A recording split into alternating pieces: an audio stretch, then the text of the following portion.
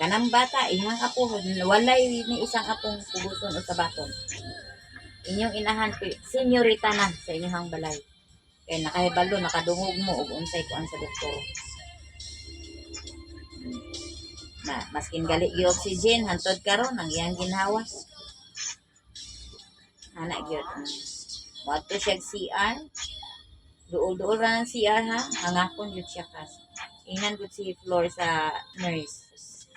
Palingkura siya sa wheelchair then itulod pa ingon og CR. Ayaw siya kabaklaya. Di. Matong layog ang anak in town. Kung antusan ninyo na. Kung tanawa. Kung tanawa. Kung sa hospital ninyo. Isa ni unang ninyo, di ba mga anak? Hindi na. Mga anak.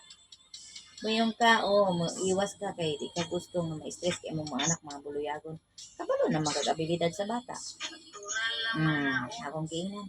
Kabalo na magagabilidad sa bata. Nagpila na lang imong anak. Karon pa ka maingon anak nga nadagko-dagko na. Pasag dai ang mga batang dili maminaw. Una imong kaugalingon. Hindi na.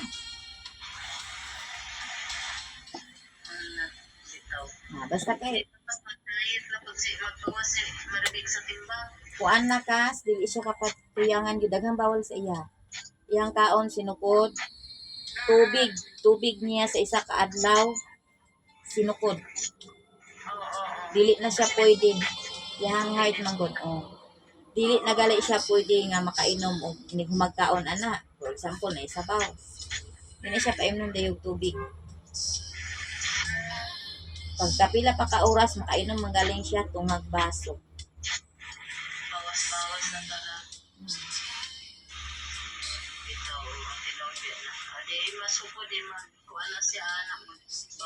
Akong giingnan. Gani sa maintenance nimo. Nagpalit ba ng lalaki? Wala.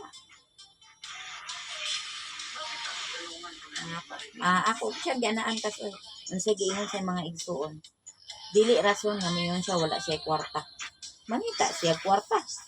Kaya nga no kwarta dahil mo doon sa iya. Igsuon na niya ha. Na sa gipos. Apot sa gipos igsuon yung bayi. Dagan mas lagi igsuon na ko.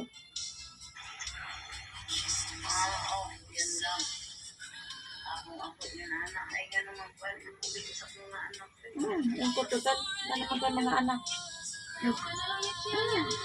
Yung sa may kuan nimo, kasi mong ginahuna ka na lang sa kabutang.